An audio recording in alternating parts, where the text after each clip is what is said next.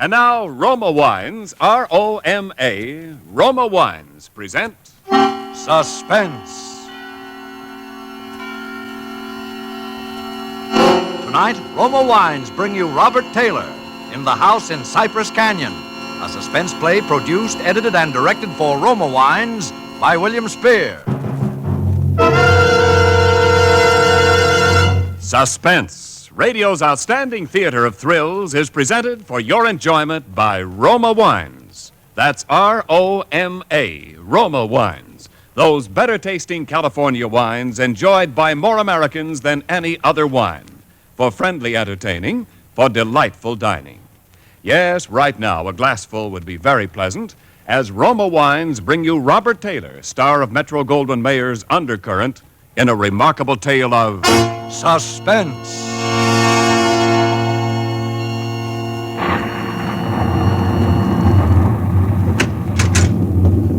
Merry Christmas, Jerry.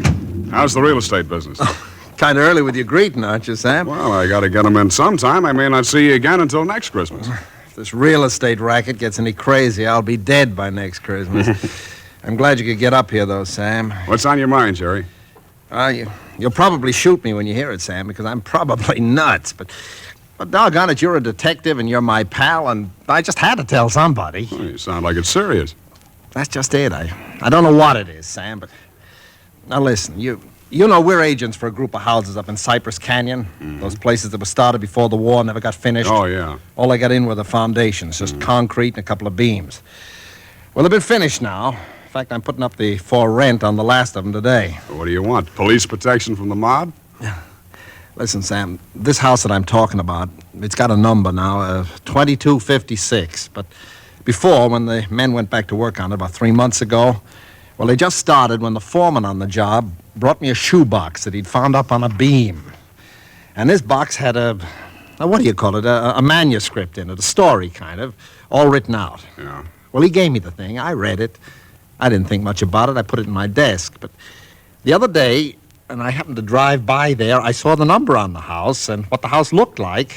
I thought of this manuscript. And, well, I don't like it, that's all. There's something funny about it. What's funny about it? Well, mind you, this thing was found in an unfinished house in Cypress Canyon.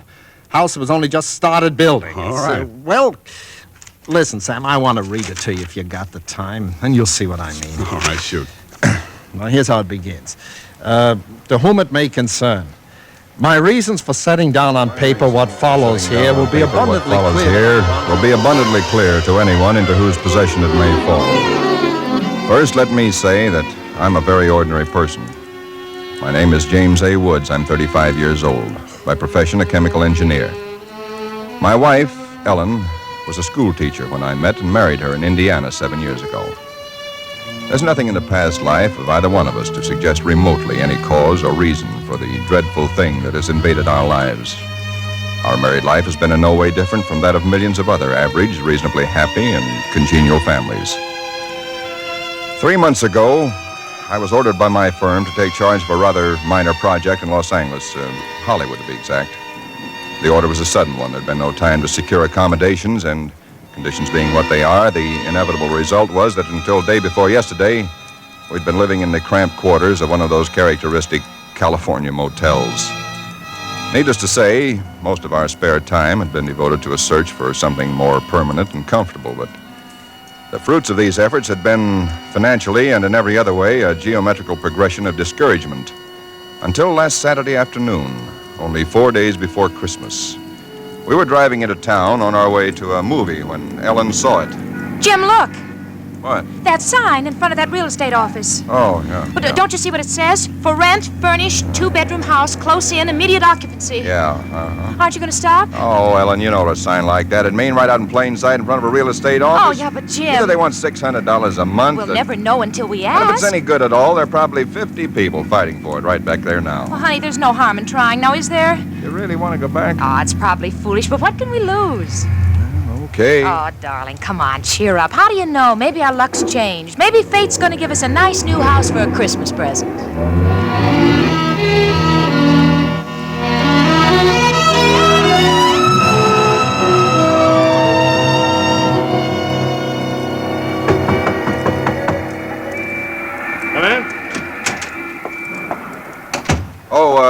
We're sorry to bother you, but we just happened to see that for rent sign outside. Oh, and, yeah, I hung it outside just this minute. Is the house available? Why, sure it is.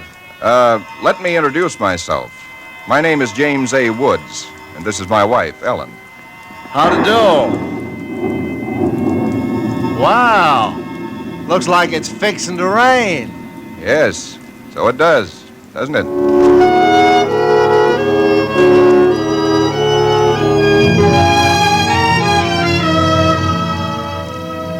Well, it was one of those things. The real estate agent had just been authorized to rent the place by mail that morning, and he'd hardly had time to look at it himself and put up his sign when we drove up. It was just an ordinary little California house about halfway up Cypress Canyon, number 2256. Just an ordinary, undistinguished little house. The agent didn't know much about it. Construction on it had been stopped by the war, and it had just been completed and furnished lately. Been vacant while somebody's estate was being settled, and now it was owned by a bank in Sacramento. Of course, we didn't Got care this about key all in the that. mail along with the authorization to rent. Only one there is. Of course, you can have duplicates made. Seems to stick a little. No, there it is. Doesn't sound as though that door had ever been opened. Well, a little oil on the hinges will fix that, all right. Oh, sure. Now, here's your living room. Furniture's a little dusty, of course. You gotta expect that. It's good furniture, though, you see? Benson Brothers. Yes, Now, over here's a little den. Panel, you see? Radio, fireplace. Really a very attractive little room, particularly for a man. Yeah. Now, the bedroom's off the living room here. Everything's all on one floor, you understand? It's quite nice, I think. Yes. You can see you get the morning sun here. There's a view of the canyon through these front windows. You got cross ventilation. That's about all there was to it. It wasn't the best place in the world. It was small and badly built, but what would you have done? We took it with as little inspection as that.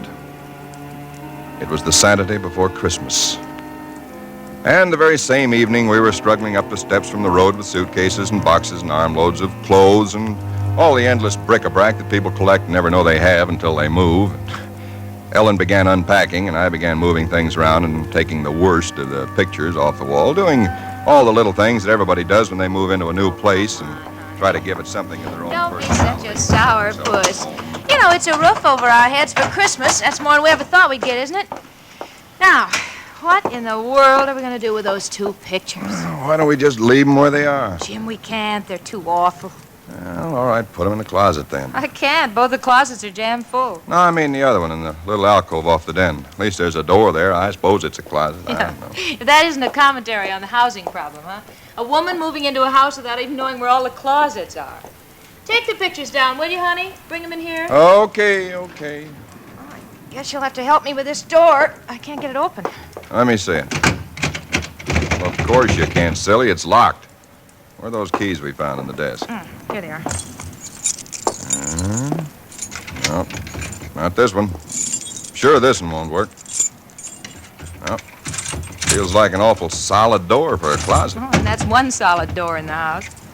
Well, this one won't do it either. Well, we'll just have to get a locksmith up here on Monday. I'll put the pictures behind the desk, okay? Yeah, all right. Jim, if you could just help me move this armchair, huh? Oh, Ellen, will you let it go until tomorrow? You know what time it is? Oh, but honey, I'd like to get the place looking just a Yeah, little but it's bit. almost midnight. In fact, it's exactly... What was that?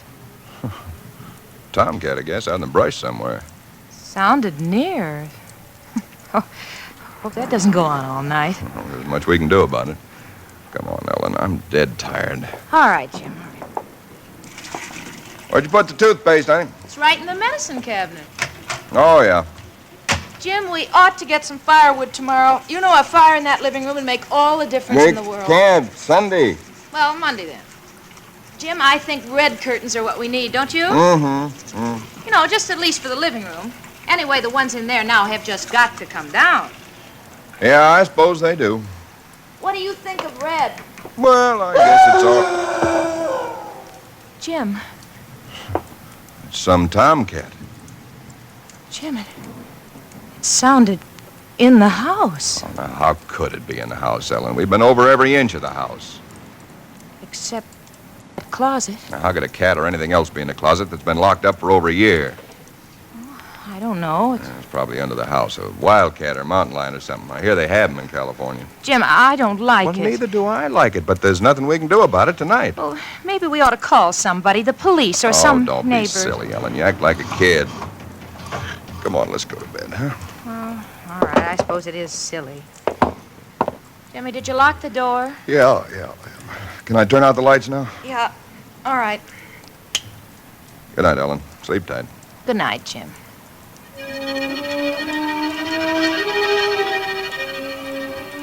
I don't know what time it was, perhaps an hour, perhaps only a half hour later. My mind was in that hazy borderland between sleep and a dream that's still part of consciousness. Then I was awake. Ellen, are you all right? Yes. Did you have a nightmare or something? No. I heard it, too. Well, that didn't sound like any cat. Put on the light. Yeah. It seemed to be out there, Jim, in the house somewhere. I'm going to look into this. Jim, you be careful. Come on. Where's my shotgun? In the den, I think. Jim, What? there's something wet What? Wet? running from under the closet door. Sticky. Ellen, don't touch it. I had to. Jim, it's blood.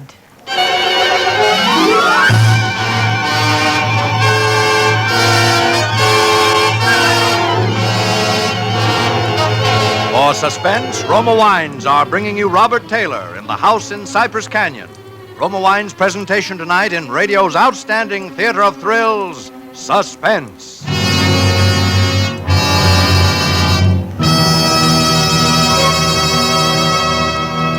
Between the acts of Suspense, this is Ken Niles for Roma Wines. These days before Christmas are busy ones indeed, yet smart hostesses everywhere find time for shopping and distinguished home entertaining later. The secret? Magnificent Grand Estate wines. Presented by Roma, America's greatest vintner, Grand Estate wines add distinction to your hospitality on a moment's notice. Make your holiday welcome, effortless, and in perfect taste. The brilliant clarity, full fragrance, and mellow taste of Grand Estate wines please discriminating people everywhere. For Grand Estate wines, limited bottlings by Roma, are born of choicest grapes, then patiently guided to superb taste richness by Roma vintner skill, necessary time, and America's finest winemaking resources. Delight your guests with Grand Estate California wines for entertaining, medium sherry, ruby port, or golden muscatel. For dining, Burgundy or Sauterne. So insist on Grand Estate wines and enjoy the crowning achievement of vintner skill. And now, Roma Wines bring back to our Hollywood soundstage Robert Taylor as James A. Woods, with Cathy Lewis as his wife Ellen, in the house in Cypress Canyon. A tale well calculated to keep you in suspense.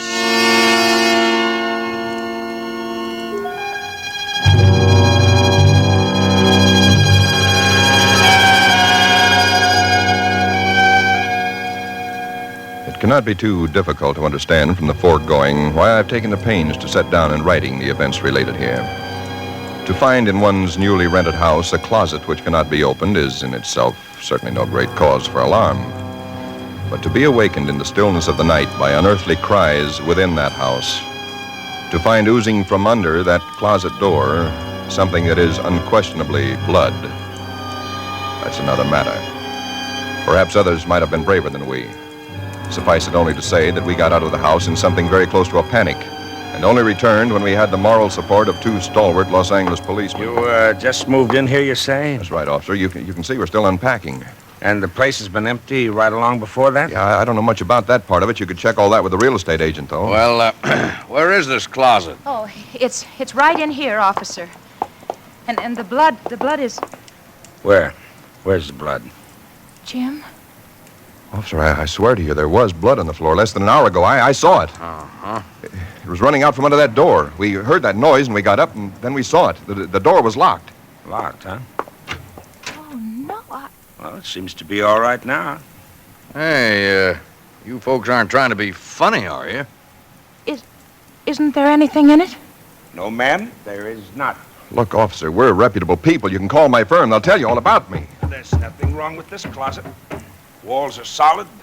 No trapdoors. If you think I'm lying... I didn't say that, mister. Oh, you probably did hear some sort of a noise, and you got a little panicky, and, What about the blood? It got on my hand. It isn't there now, is it? Yes, Where? I feel it. Now, you folks just take it easy. You know, you're liable to hear all kinds of noises up in these canyons at night.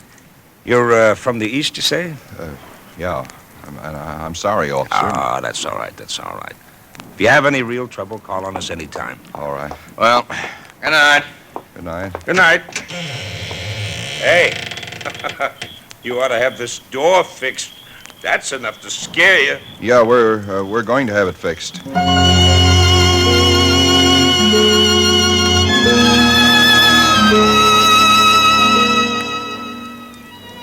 We didn't say much about it after that. There wasn't much that could be said.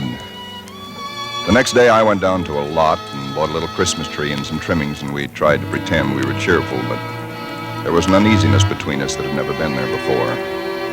Ellen seemed tired and listless. Several times during the day, I noticed her washing her hands with a brush, scrubbing the one that had touched the blood. That night, we each took a sleeping pill and went to bed.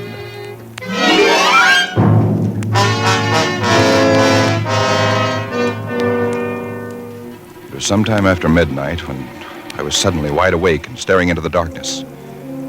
In some way, I knew at once and instinctively what had awakened me. Ellen was not in her bed nor in the room. The nameless thing I feared gripped at my heart until I could scarcely breathe. I opened the bedroom door and started through the house, putting on every light that I could find. There was not much to search, but I searched thoroughly. The living room, the kitchen, bathroom, den, even the garage. And all the time, the dread of looking where I knew at last I must look. For I think I knew from the very first time where I'd find her. It must have been a full minute that I stood before that closet door. Then, I opened it. She stood there rigid, her arms at her sides, the fingers extended like claws. Her hair was over her face, her eyes stared out of it. Her lips were drawn back in a grin like an animal at bay. For a moment, I was frozen with the horror of it. I stretched out my hand.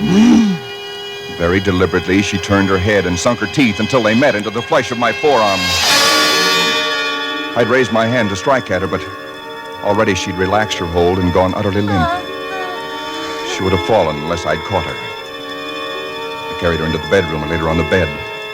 Strangely, at that moment, my only thought was how I might revive her. Until I saw that it was not a faint, but a sleep that she'd fallen into. Sleep as deep and heavy as though she'd been drugged. And so I left her. But for me, that night, there was no sleep.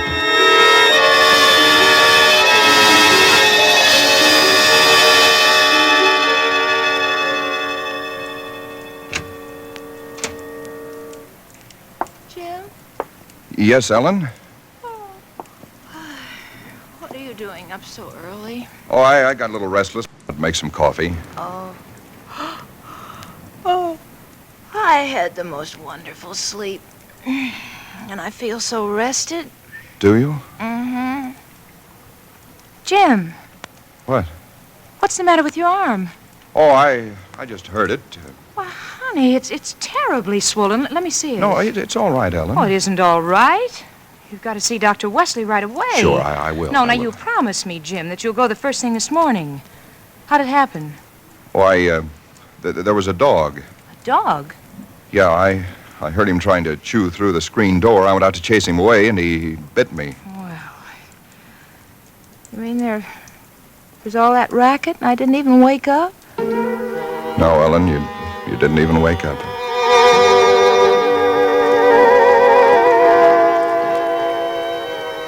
It was clear to me that Ellen knew nothing of what had transpired the night before.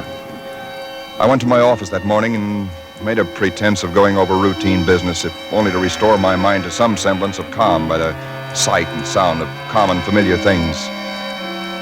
Pain in my arm had become a persistent, dull throbbing. I made a late appointment with Dr. Wesley. He treated my arm with something of an arched eyebrow, and he said, Well, I've never seen anything quite like it before. That is such a rapid onset of infection.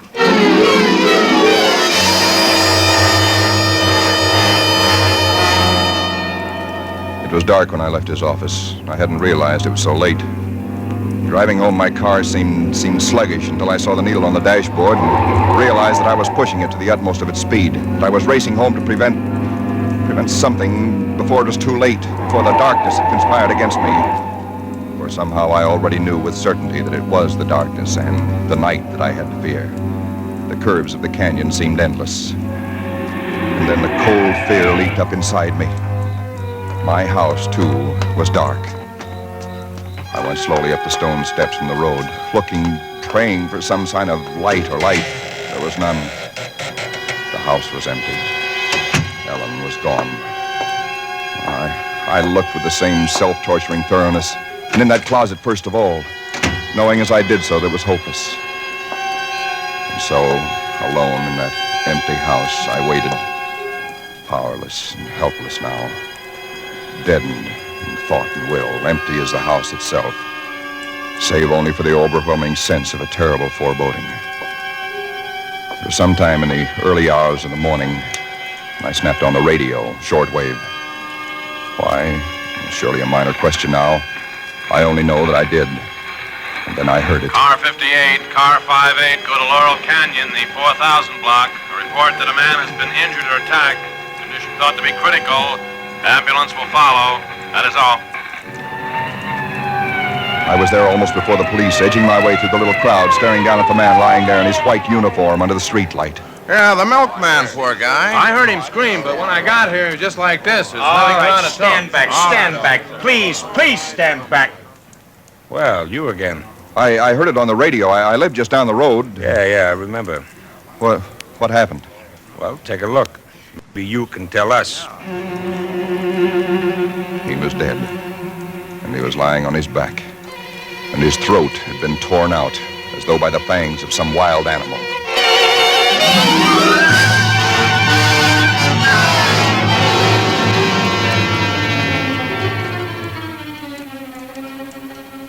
It is now Christmas Eve, or rather Christmas morning, for it's a little after midnight. I've been waiting here in the stillness of this empty house for nearly 24 hours, waiting for the end. Already once tonight I've heard that dreadful wailing cry somewhere in the hills. I've nailed up the closet door, but that I know is childish and useless. My arm is horribly swollen and turning black, but that's nothing. It's another end that I foresee, as surely as other men foresee the rising of the sun.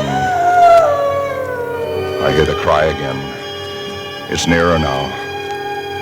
I shall leave these notes in a sealed envelope and put it in a shoebox, in the hope that someone will give credence to these dark and terrible events, if indeed such nameless horrors can ever yield to mortal understanding. As for myself, I feel no longer any fear or even sorrow, only a desire that the end and the thing that I must do may come soon. And it will be soon, I know. Yes, for there is someone at the door.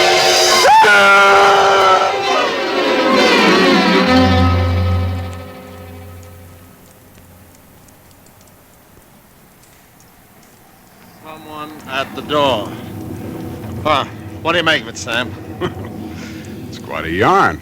But what of it? That's what I thought. Now, listen, that's not quite all of it. Clip to it's a newspaper clip. Listen. Hollywood, December the 26th. Police reported what was apparently a case of murder and suicide in Cypress Canyon sometime in the early hours of the morning. The victims were James A. Woods, a chemical engineer, and his wife, Ellen. Preliminary investigation indicates that Mrs. Woods was killed by the blast of a shotgun in the hands of her husband, who then turned the weapon upon himself. That she fought desperately for her life, however, was evidenced by the disorder of the room and the severe lacerations inflicted upon her husband about the neck and arms. This is the second tragedy to be reported in Cypress Canyon within 24 hours, the other being the unexplained death of Frank Polanski, a milkman. Well, no such murders or whatever they were ever occurred, if that's what's worrying you. The clipping, well, you have those things printed up, you know. No, it's not that, Sam. That story was found in an unfinished house in Cypress Canyon. No number, no nothing, just a framework. Uh-huh. Now that house is finished. When I drove by it today, but that's what stopped me, Sam, because it all fits. Now that it's finished, it is the house in the story, the same construction, the same vines and creepers on the lawn, even the same number. So what, a guy who knows roughly what this house is going to be like writes a yarn and loses it or something? Did he know the place was going to be listed for rental today, the Saturday before Christmas? Oh, Jerry, coincidence. Two bits you find the guy next door is a ghost story writer or something, and he's been wondering for a year what happened to that thing he wrote. Okay, coincidence.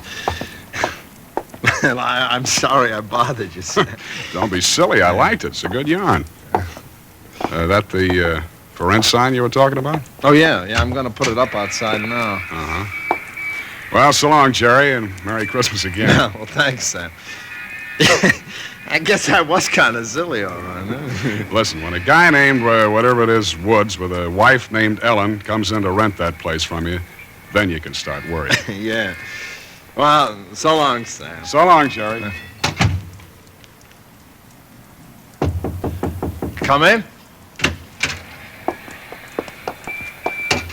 Oh, we're sorry to bother you, but we just happened to see that for rent sign outside. Well, yeah, I hung it out just this minute. Is the house available? Oh, sure it is. Let me introduce myself. My name is James A. Woods, and this is my wife, Ellen. How do? Wow. Looks like it's fixing to... Yes, it does, doesn't it?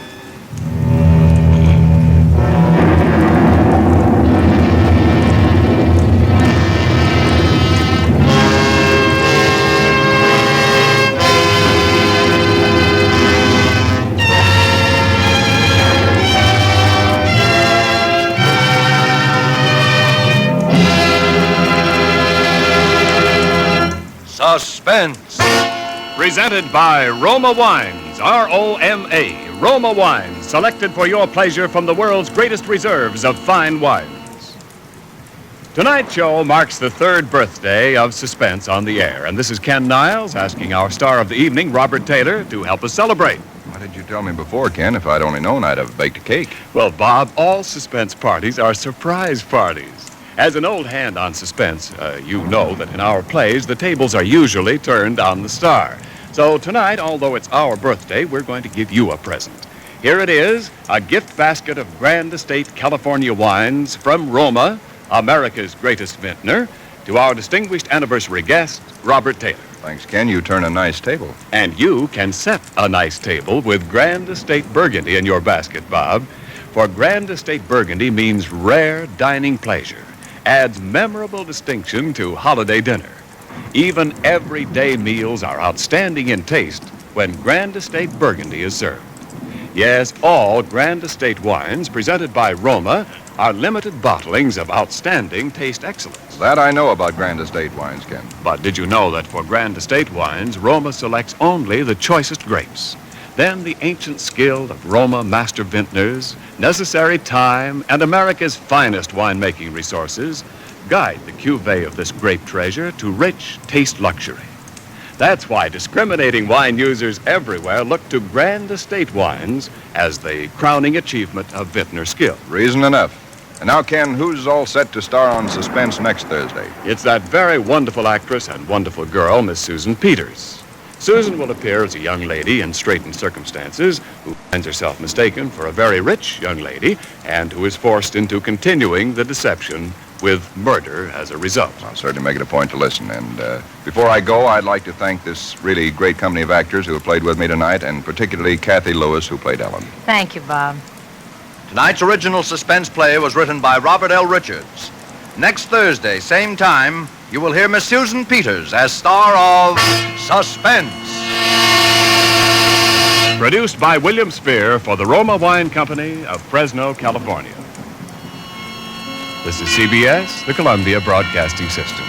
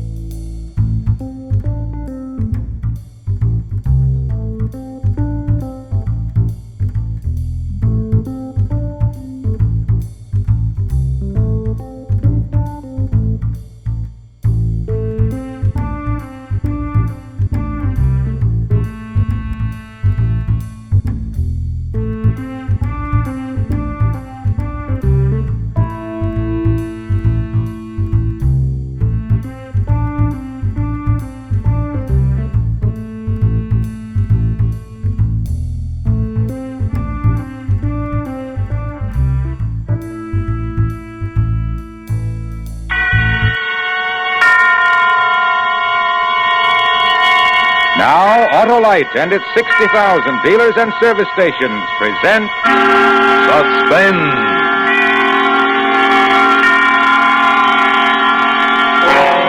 Tonight, Autolite brings you Mr. Ralph Edwards in Ghost Hunt, a suspense play produced and directed by Anton M. Leader.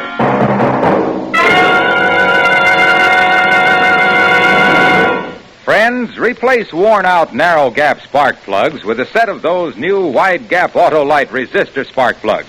Your motor will idle smoother, give better performance on leaner gas mixtures, actually save gas. These winning benefits are all made possible by a newly developed Autolite 10,000-ohm resistor, built right into every Autolite resistor spark plug, making practical a wider spark gap setting, and that's what does the trick. What's more, Autolite resistor spark plugs with this exclusive Autolite resistor have greatly increased electrode life and cut down on radio and television interference. So, folks, see your Autolite dealer and have him replace old, worn-out, narrow-gap spark plugs with a set of the new Autolite resistor spark plugs. Remember, you're always right with Autolite. And also remember, the Autolite Suspense show is now on television. Every Tuesday night in many parts of the country.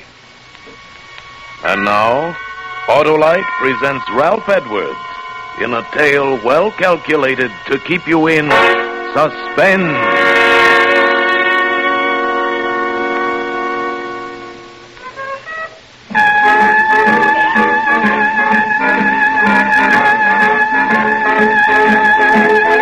Yeah, didn't that leave you high, huh? Left me feeling treetop tall. That was Louis Armstrong's I Can't Give You Anything But Love. And that's all we have time for on the Hot and Mellow Hour tonight. Yes, this is Smiley Smith, your favorite disc jockey. I hope booting the Hot and Mellow Hour home for this evening.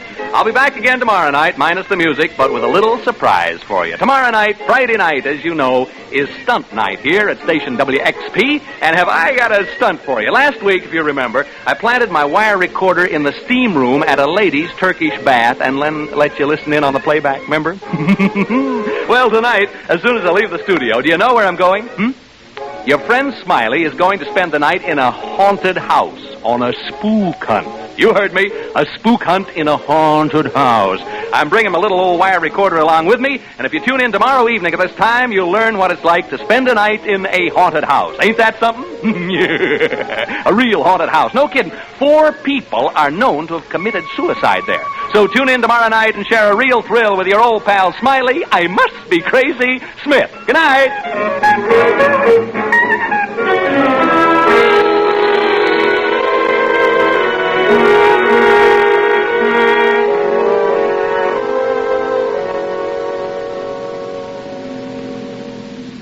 a cigar, Mr. Thorpe? I got some cigars in the dash there. No. Well, no reason for you to carry a chip on your shoulder, Mr. Thorpe. Oh, really? Well, I don't like this fool stunt. Well, I don't see it as a fool stunt at all. I really don't.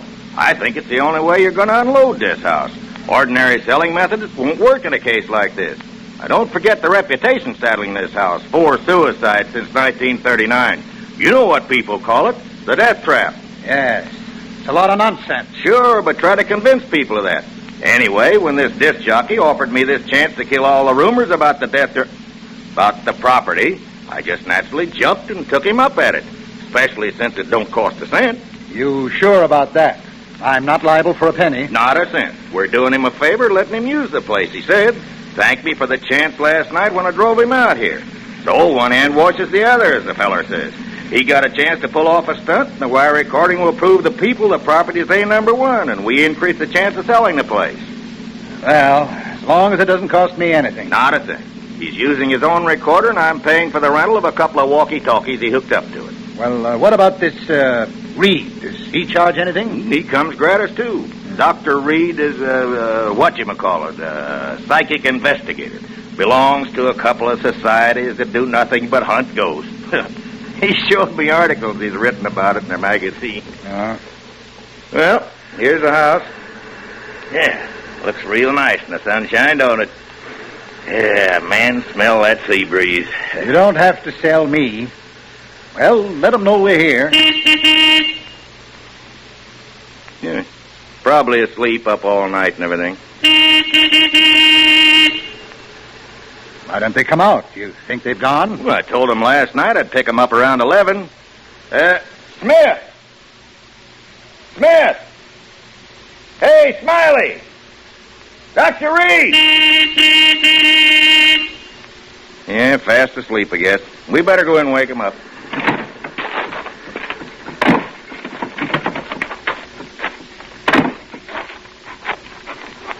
Of course, they may have taken the bus back to town. No.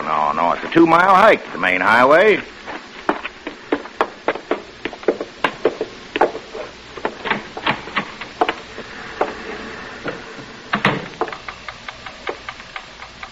Smith! Hey, Smiley. Where are you? Wake up. You don't suppose, do you? Oh, no. Smith. Dr. Reed. What's that clicking noise from in there? Well, it's his wire recorder. He left it running. These machines cost a lot of money. Doesn't he care if he uses up his batteries? Well, where is he, and where's this Reed? Maybe they're upstairs. Smith? Hey, anybody home? They must have walked to the highway and taken the bus. Well, he wouldn't have left these machines. Well, where are they, then? Where are they? Now, don't get excited, Mr. Thorpe. Don't tell me not to get excited. If something's happened to them in my house, I'm liable. Well, you try this side. I'll try that. All right. Smith. Hey, Smiley. Smith. Oh. McDonald, come here. What? Oh, no.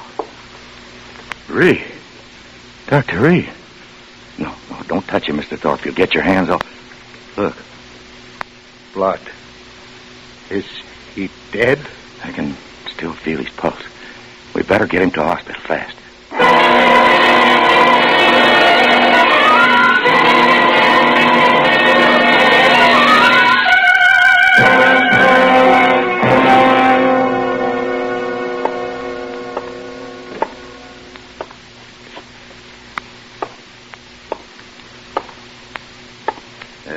Care for a cigar, Mr. Thorpe? No, thanks. Well, why not try to relax? The nurse said Reed would be all right as soon as he's had a blood transfusion. You told the radio station to be sure and call us as soon as they had any word about Smith? Yes, I told them. Why don't you sit down? No, I'm all at 6s and 7s. What do you suppose happened out there last night? Well, we're going to know in just a second, just as soon as I can get this recorder set up. You don't suppose Smith and Reed got into a fight, do you? Yeah, there. Huh? A fight? I don't know. Well, what's wrong? Won't it work? Yeah, it works. Take it easy. 1, 2, 3. Testing. 1, 2, 3. There. Testing. 1, 2, 3. All set, Dr. Reed? Mr. McDonald, eh? Okay, here we go. This is Smiley Smith speaking. Smiley Smith, the ghost hunter. I don't know whether to hope this will turn out to be a success for the sake of the program or a failure for my own sake. Anyway, all the preparations have been made now, and it's up to the spooks. I better tell you where we are. Right now, we're standing on the lawn of a house about 12 miles above Malibu Beach. The ocean is 100 feet away, straight down. The house is perched on a cliff, and there's a sheer drop of about 100 feet right into the old Pacific. Maybe you can hear the surf pounding. I'll turn up the volume. Hear it? Now, I'm going to have you meet two gentlemen who are here with me. Incidentally, we're the only people around for miles and miles. First, I'd like you to meet Dr. Clarence Reed of the British and American Psychical Research Guild. Dr. Reed is a famous investigator of psychic phenomena, and I'm very honored to be associated with him on this ghost hunt. He's smiling in an embarrassed sort of way. You're much too kind, Mr. Smith. Dr. Reed has conducted experiments in this field with such great believers in spiritualism as Oliver Lodge and Arthur Conan Doyle. He looks a bit like Santa Claus. He's short, stocky. You don't object, do you, Dr. Reed? No, indeed. And he has a magnificent white beard, a truly great beaver. Dr. Reed is so enthusiastic about ghost hunting that he got out of a sick bed this evening to be with us. Excuse me. My lungs. I was gassed in the First World War. Yeah. Anyway, Dr. Reed and I are here on the lawn looking at the house. Can't see much. It's around, 11 p.m. now. Seems to be a rambling sort of house, 2 stories high. Since it was built, there have been 4 suicides here. Is that right? That's right. Now, into the mic, please. Oh, yeah. 4 suicides since 1939. I better tell them who you are so they won't think you're a ghost. Standing with the doc and me is a real estate agent, Mr. Charles McDonald. He handles this property, and he can tell you a lot more about it than I can. Well, the house was built by a man named Marcus, Toby Marcus, an orange grower. Built the house as a wedding present for his wife. A month after they moved in, she took her own life. On the day of her funeral, he committed suicide the same way. There have been 2 other cases since then, and Did they all jump into the ocean? Yeah, all 4 of them, right over there. Well. The last one was actually seen doing it, about 3 years ago. He was seen running like all get out the edge of the cliff, and he was shouting and laughing and yelling as though there was people at his side running right along with him. You kidding? No, it's a fact. He was laughing and yelling and running, and when he got to the edge, right over there, he jumped and never came above water. As good an argument against cold baths as ever I've heard. Since then, people just refuse to live in this house. Silly, I call it. Anyway, if you and Dr. Reed find any sign of a spook, I'll advise the owner to pull the house down and rebuild. But if you don't find anything, I'm hoping this will convince folks that here's a real buy. Yeah, okay, Mr. Smith, you and the doctor are on your own. I'll be by in the morning to pick you up around 11. Goodbye, Mr. McDonald. I hope there's something left for you to pick up in the morning. Well, it's almost pitch black, folks, and I guess Dr. Reed and I ought to begin. I don't believe in ghosts, never have, but what I say is this. If you're dead set on looking for them, this is a dandy place to do it. So long! Mr. McDonald just checked out. And then there were 2. Well, 3. Oh, my dog, yeah. Folks, I have my dog, Jeff, with me. He's a wire-haired terrier, 3 years of age, and he can talk. Yeah, say hello, Jeff. Come on, Jeff, say hello. Come on. Well, anyway, he's a wire-haired terrier, and he's 3 years old. Shall we go inside now, Dr. Reed? I was about to suggest it. Now, how do we hunt ghosts, Doctor? How do we do it, huh? Well, we don't really hunt them. If there should be any in the house, they will come to us. How cozy. And please, not ghosts. Do not refer to them as ghosts. We know them as apparitions. Now, remember, I've no desire to hurt their feelings. Where ghosts are concerned, I say live and let live.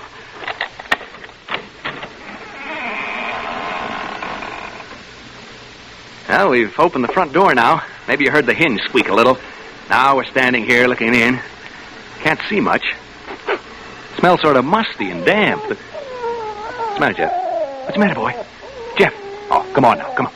My dog seems to object to entering this house. He has all 4 feet braced, and he's straining against the leash. Perhaps he senses something we don't. Like apparitions, maybe? Perhaps. It's not unusual. Animals lack the veneer of sophistication we humans possess, and are more sensitive to such emanations. Yeah, come on, Jeff. Now, stop this nonsense. He probably smells a mouse or rat or something. Come on, Jeff. We're going in whether you like it or not. Well, there's a short entrance hall, and over there at the end of it is a flight of stairs leading to the 2nd floor. Jeff! And over here at the left is what seems to be a large reception room. We're entering this large room now. There are windows over there, French windows, and through them I can see the ocean. The electricity hasn't been turned on, so all I have to see by is a flashlight, not a very powerful one at that. Dr. Reed is now adjusting his walkie-talkie. It's hooked up to my recorder so that he can cut in while he's hunting and tell us what he's found. Here's a few words from Doc before he sets forth on his investigation through the house. Ladies and gentlemen, excuse me. Mr. Smith has introduced me as a ghost hunter. He spoke, I think, in a spirit of skepticism and levity. I'd like to assure you all that my purposes here are serious. I have spent my entire life seeking reliable proof of the appearances of apparitions. Have you ever seen any, ever? I have seen phenomena which lead me to believe in the possibility of their existence, although I have never seen any. I account myself sensitive to the evidence of their existence. This house, for example, affects me profoundly. It doesn't seem to affect you in the same way. I'm not too happy about all this, if that's what you mean. You are not psychic, and therefore not sensitive to these matters as I am. I imagine the question in the minds of those of you listening to us is, shall we find apparitions? I don't know. But I feel they are here, and that they are evil. I sense danger. I shall soon know. Dr. Reed's leaving the room now to make a tour of the house. First thing I'm going to do is open the windows and let some fresh air in. It feels better already. Cooler anyway. I know that.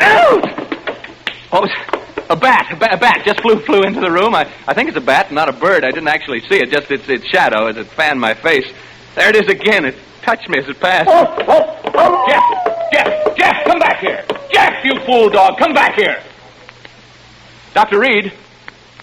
Dr. Reed. Dr. Reed.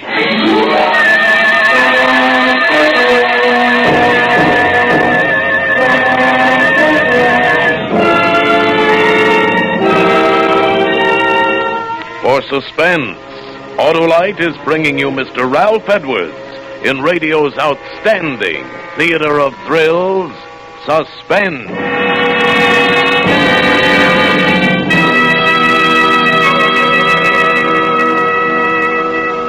Hey, Harlow, snap out of it. Huh? I'm reading a letter about the new wide gap Autolite resistor spark plugs, Hap. Oh? It's from Mrs. Clark Perry right here in Hollywood. She says our 1948 station wagon has given constant trouble. Finally, the garage man said all the difficulty was spark plugs, and he installed a set of Autolite resistor spark plugs. Now the car runs beautifully.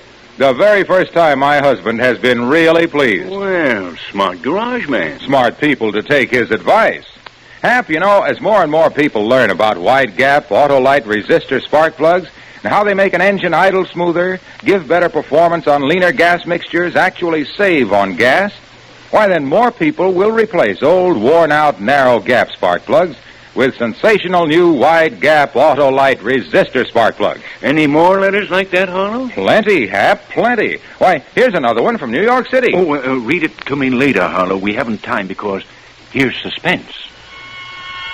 And now, Autolite brings back to our Hollywood soundstage Ralph Edwards as Smiley Smith in Ghost Hunt, a tale well calculated to keep you in suspense.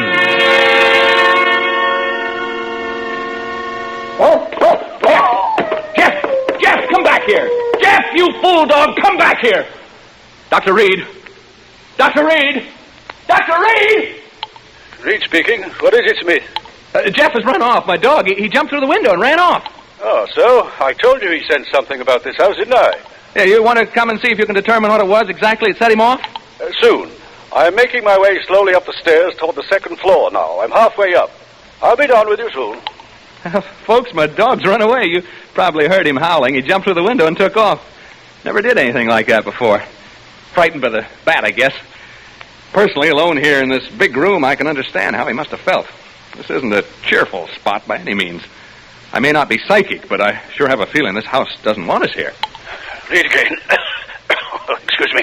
I have something of great interest to report. I'm now standing in an alcove on the second floor trying to recover my breath. As I reached the head of the stairs, I felt what I think is a definite psychic manifestation. I felt suddenly as though I had been punched in the solar plexus. That's the only way I can describe it. At the same time, I began to perspire. My head is still swimming slightly, and I have difficulty in swallowing. My pulse rate is around 110 in a minute. The sense of evil is very strong.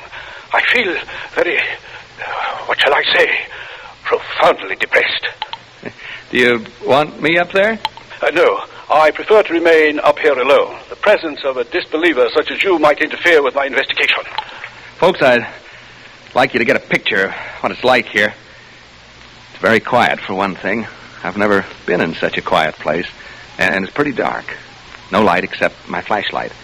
Tell you what, you go now and douse all the lights you have on. Go ahead, put out the lights, and that'll give you a clearer feeling of how it is here with me. Go ahead, put out the lights. Hey, did you hear that?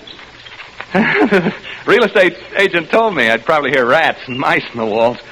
Well, I can certainly hear them now. Even you can hear them, I think. It's as though... Dr. Reed speaking. I've been working my way toward the front room, the one directly above the one in which Mr. Smith is now. The vibrations have become stronger and more pronounced as I approach it. I think I am on the verge of an important discovery. Important discovery, did you get that? Now I can hear Dr. Reed moving about in the room above. I don't suppose you can. Have a try anyway, huh? Hear him? I hope he finishes his investigation soon, because, quite frankly, I'd like to get out of here. I can well imagine people becoming unhinged in this place. Right now, I find myself pretty jumpy. Not being very brave, am I? It's being alone in this room down here that does it. This darned old house. It's a very, the atmosphere. It's so very... I wish only to make this hurried report before continuing with the investigation in this room. I have carefully sounded out all the parts in this room, and the emanations are most strong from what appears to be a closet, before which I am now standing. As soon as I open the door to this closet, I will have, I think, a thing of great interest to communicate. I find no key to the lock, and so I will attempt to remove the hinges with my penknife, and I will tell you what I find when I open it. I'll tell you what it would cost to get me to open that door. In the basement at Fort... There's that bat again. It seems to like me, the way it keeps... Each time it passes, it touches my face or my neck with its wings. Smelly things, bats. I don't suppose they bathe very often, if at all. I wonder how... Get away, you bat! That bat'll be the death of me. Yeah, it's like a jingle, isn't it? Bat'll be the death of me, the death of me, the death of me, bat'll be the death of me. It isn't far from London. No, that isn't the way it goes. It's come down to Q in lilac time, in lilac time, in lilac time. Come down to Q in lilac time. It isn't far... I haven't thought of that since I was a kid in grammar school. Gee, I had a lonely childhood when you come right down to it. That's my affair, isn't it? Yes, it is. It most certainly is. I have succeeded in removing the hinges to the door, and I find inside it is not a closet, but much larger. It is, I think, a dressing room. I have not yet been inside, but I am about to enter. What was I talking about? Bats. Well, the bat flying back and forth in this room. Did you hear that? Did you hear it? Dr. Reed must have knocked something over in the dressing room. A chair, a heavy chair by the sound of it. The chair, or whatever it was, must have fallen right over my head. That's the way it sounded. I can see a small stain forming right on the ceiling, right over my head. Something ran across my foot just then. A rat, I think it was. I've always hated rats. Most people do, of course. That stain up there bothers me. It's gotten so big so soon. I think I'll take a chance and bother Reed and ask him what it is. Dr. Reed. Reed, can you hear me? Are you all right? Hello? Al, he didn't answer. I think he's just a little bit deaf. Think so. What do you suppose he's found, huh? I'm afraid this is rather dull for you listeners. I'm not finding it so, of course. There. I heard him cough. Did you hear that cough? Hope he's all right. He got out of a sick bed to come here this evening, you know. He was gassed in the First World War, and this place is beginning to get on my nerves a wee bit. Just a teensy-weensy bit. Reed speaking. Hello? He switched off. That's the bad cough he's got. I feel so lonely. I've been alone so much in my life. Not so much now, of course, but when I was younger, I was alone so much of the time. You know, struggling to get ahead, living in a hall bedroom, wondering where my next meal is coming from. I get the blues just remembering it. Seem sad, young people having to spend so much time alone. Sad for old people, too, of course. I'm saying of course a lot. Of course I am. Hey, that stain on the ceiling, it's grown amazingly. It's actually beginning to drip. I mean, form bubbles. They'll start dropping soon. Colored bubbles, they seem to be. Odd-shaped stain, like a body lying on its back with its arms stretched out. It's cheerful. Oh. I'll certainly advise Mr. McDonald to have this place pulled down. I'll go upstairs in a minute or two to see how Dr. Reed's making out. You know, listeners, I really believe I go completely crazy if I had to stay here much longer. Wears you down. That's exactly what it does. It wears you down. It's so close and musty in here. I feel sort of trapped. Don't know why I said that. That's what they call this place, you know, the death trap. There, what did I tell you? That stain started to drip drops. Drip drops. Drip drops. Drip drops. Drip. I'll catch the next one in my hand and let you... Reed! Dr. Reed! I'm going upstairs now, listeners. I'm afraid something has happened to Dr. Reed. I'm not kidding now. I mean, this is on the level. Which room could it be now? Right? No, right. This is it, I think. Oh, evening, gentlemen. And madam? I'm so glad to see you. I was just aching to see somebody. Anybody. I've been so lonely down there. What have you done with the doctor, huh? I know he's been hurt. See the color of the bubble on my hand? What have you done with him? Make way, please, gentlemen. Make way. Well, this isn't the funniest darn thing. This can't be Dr. Reed lying here. He didn't have a red beard. Now, don't crowd me, gentlemen. Don't crowd me, please. Huh? You want me to go where with you? You want me to do what? Speak up, gentlemen. To the cliffs. Down to the cliffs? You mean right now? Well, all right, if you'll come with me. I don't want to be alone anymore. You will come with me? All of you? All four of you? You too, ma'am? Oh, good. Come on, then. To the cliff. To the cliff. To the cliff. To the... He jumped over the cliff. He jumped over the cliff. McDonald, he jumped over... Mr. McDonald, Mr. Thorpe, you may come in to see Dr. Reed now. What? Uh-huh. Dr. Reed is conscious. You may see him now. Is he able to talk? Just for a few minutes. In here. Come in. Come in, gentlemen. How are you, Dr. Reed? We've been waiting to see you. Yes, and I must apologize, gentlemen. I had a most unfortunate accident. Hemorrhage. Hemorrhage? Yes. My lungs, you know. Now, gentlemen. Hemorrhage? Dr. Reed, what happened in that house? What happened to Smith? We've just been listening to a playback of the recordings you made out there. Smith? Well, isn't he with you? We've just heard the recording, Dr. Reed. Smith jumped over the cliff. Into the ocean.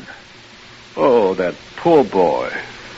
Dr. Reed, will you please tell us what happened? From what we heard on the recording, there were ghosts in that house. Ghosts? I didn't see any ghosts. But Smith, what about him?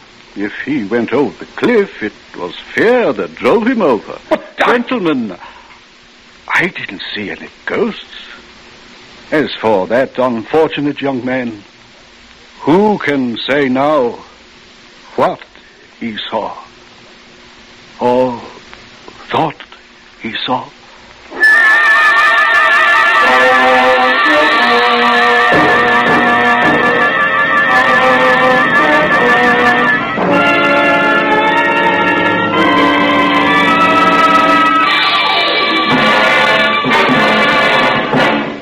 Thank you, Ralph Edwards, for displaying your versatility by appearing as guest star on Suspense. Say, Harlow, that Edwards does everything. Hap, no does. Don't use that word on our Autolite show. Oh, come now, Harlow. I can make you use that word, as you call it. How?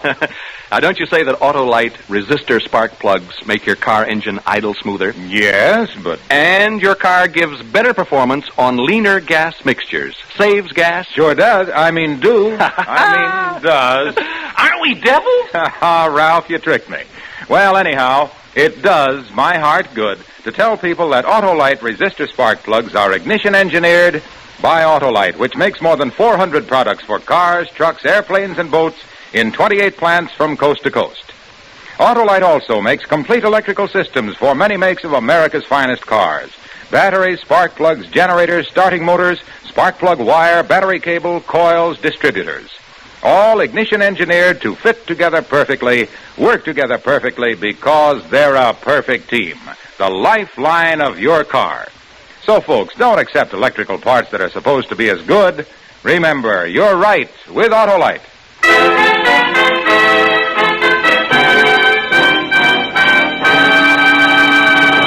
And now here again is Ralph Edwards. I want to thank Tony Leader and his great cast of actors for helping to make my appearance on Suspense a very pleasant consequence. Like all of you, I'm a great Suspense fan, and I'm looking forward to next week when radio's outstanding theater of thrills brings you Joseph Cotton in The Day I Died, another gripping study in Suspense. Tonight's Suspense play was adapted for radio by Walter Newman from an original story by H.R. Wakefield with music composed by Lucien Morawek and conducted by Lud Gluskin. The entire production was under the direction of Anton M. Leader. Make it a point to listen next Thursday to Suspense, radio's outstanding theater of thrills. Remember, next Thursday, same time, hear Joseph Cotton in The Day I Died. You can buy Autolite resistor spark plugs, Autolite stay full batteries, Autolite electrical parts at your neighborhood Autolite dealers. Switch to Autolite. Good night. This is CBS, the Columbia Broadcasting System.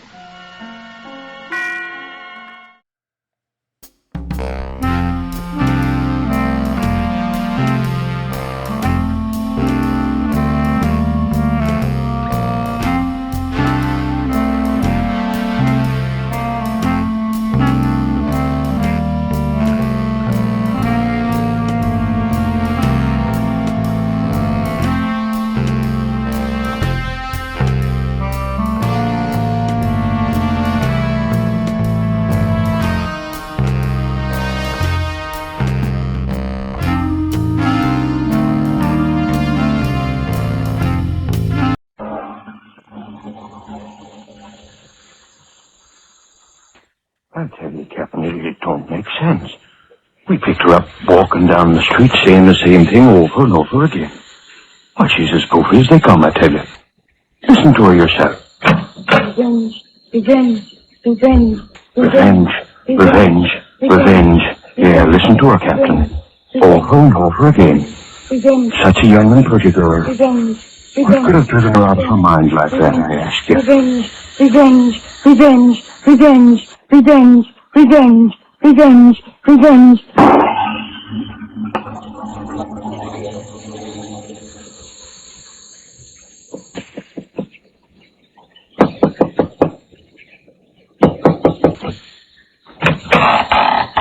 Yes? Yes, what is it? I'm looking for a Mr. Henry Stewart, if you please. Oh, you mean about the advertisement? Yes, that's right. I got here as soon as I could. That's all right, as long as you got here, that's all that matters. Come in. Oh, thank you.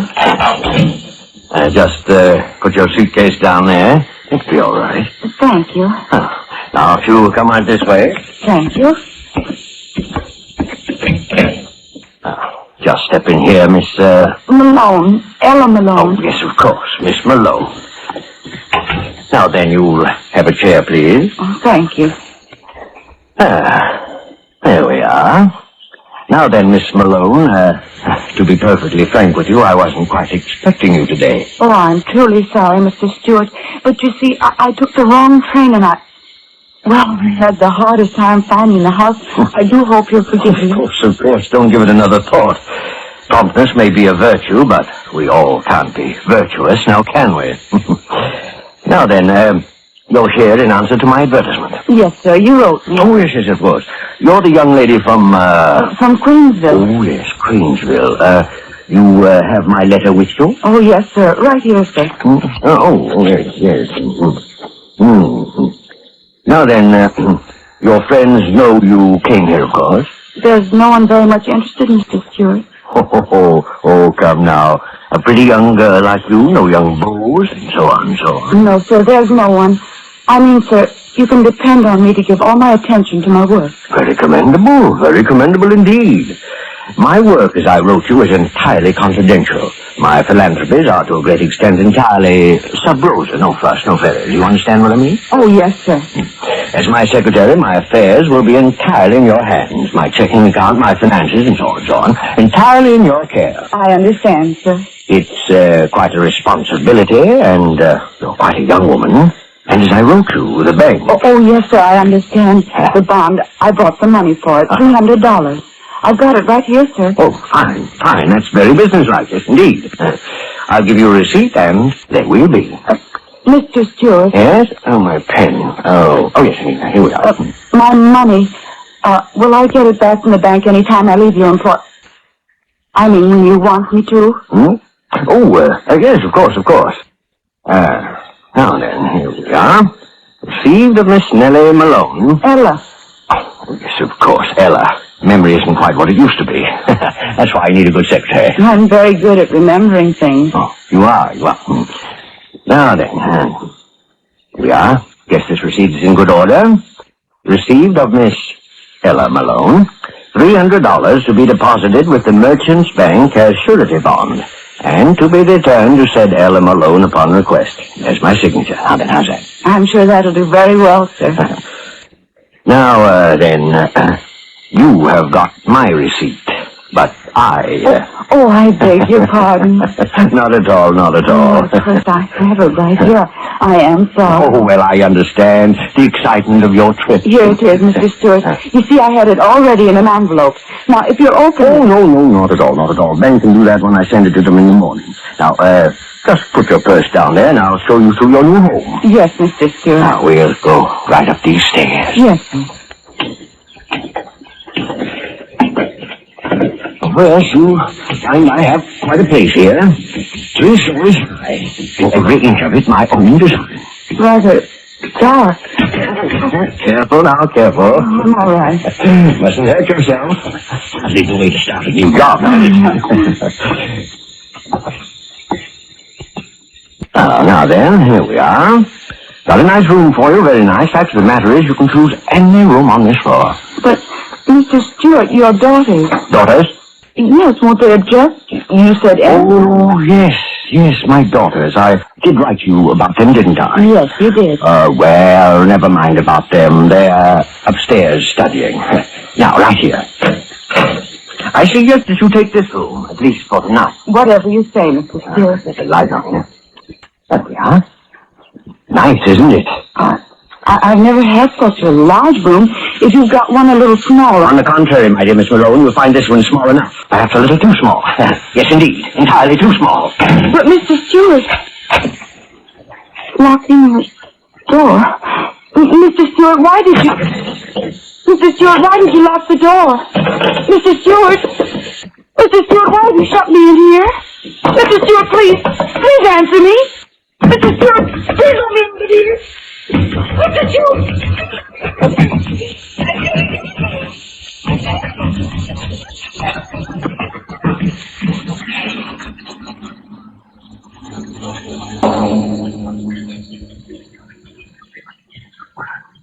Yes, Miss Knoll. There's no doubt in my mind at all that you're the very person I want to employ as my housekeeper. I'm very glad to hear that, Mr. Stewart.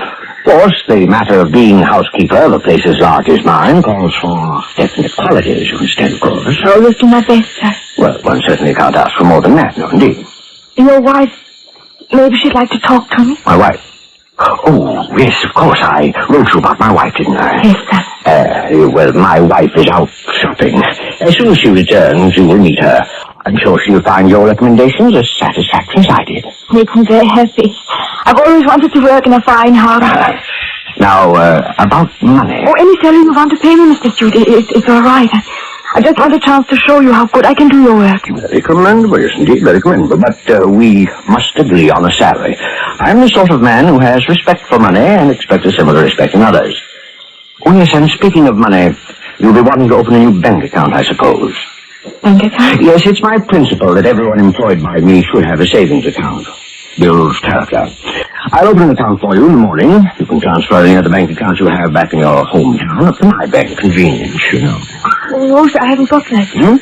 I haven't any money in the bank back home. I took it all out. Oh. Wasn't much anyway. What was left of Father's insurance money after my mother died. Oh, yes. Well, now then, suppose we leave all your things here and we'll go look over the house. That'll be very nice. Yeah, right through this door. I'd be glad to be working in such a big house. Right this way. Oh, yes, quite an establishment here. Designed it all myself. I work hard, Mr. Stewart. Oh, yes, I'm certain you will. Now then, right down these stairs. I'll show you everything downstairs first. The washing machine? Yeah? Oh, yes. Everything modern, everything convenient. High basement. There you are. Now, watch yourself. It's just a little dark down here this time of day. Oh, it is a big basement, all right. Could hang up plenty of washing down here. Oh, yes, indeed. Now, she'll just come this way. You building something down here? Building? Oh, yes, indeed. Always building, always changing, always remodeling. Change. My hobby, always changing things. Hard to keep clean. Now, don't you worry about that. Everything will be cleaned up in short order. Bags of sand, concrete mixer, everything will be out of the way. Won't bother you at all. No, not at all. Now, right this way. You're making more rooms? Oh, yes, indeed. With nice, clean, concrete floors. Here, look at this one. Kind of dark. Oh, come on, get closer. All my own work. You see, the floor is still wet. I like concrete, don't you? Yes, it is clean. Yes, covers everything. You know how deep that concrete is? 3 feet deep. Yes, ma'am, 3 feet deep. And I just poured it an hour before you honored me with your presence. 3 feet. That'll make a mighty thick slab of stone, won't it, Miss Nord? Thick enough to cover you. Yes, indeed. A fist to the point of the jaw is still a most effective soporific. You're quite a light woman, my dear Miss Nord. Up you go, and in you go. Face down. What an unusual bed you lie in, Miss Nord. Sinking down and down and down. And the concrete will harden, and I guess I will have to get myself a new housekeeper.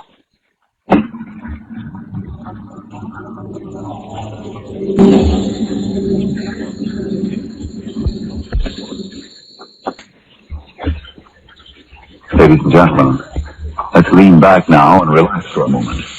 Let's take time out from tonight's amazing lights out story. The story of a strange, mysterious mansion and the one woman who entered those doors and was never seen alive again. Let's turn during this brief intermission to a much more everyday situation and a question that's much easier to answer. An angry girl is storming out of her friend's house. And her friend says, What can be wrong with Lucy these days? She crosses a bear and she's losing so much weight she looks terrible. She's just no fun anymore. Well, you know what that well-known nutrition authority says about how improper eating due to wartime living may cause a person to become deficient in vitamin B1 and iron, and how you absolutely need enough of them to keep your right weight and energy. Now, come to think of it, that was Ruth's trouble when she got so run down. So she took ironized yeast tablets.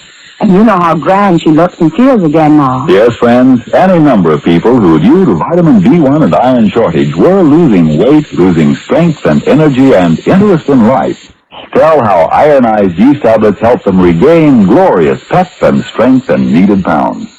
So if you're short vitamin B1 and iron, don't wait. Go to your druggist this very night and say, A bottle of ironized yeast tablets, please. And now back to our lights out story of Murder Castle.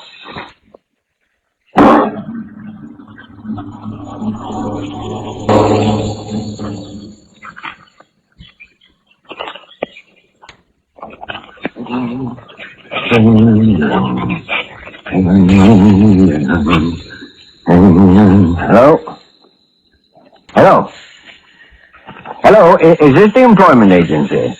This is Mr. Stewart. Mr. Henry Stewart. I'm interested in employing a nurse for my child. Someone preferably unattached who can live here with my wife and myself. No, just send me their names, addresses, and references, and so on. I'll send you a check for the services. My address is 424 East 7th. Yes, that's right, just their names and addresses. Yes, I'll send you a check. Yes, goodbye. Oh, yes, I'll be there.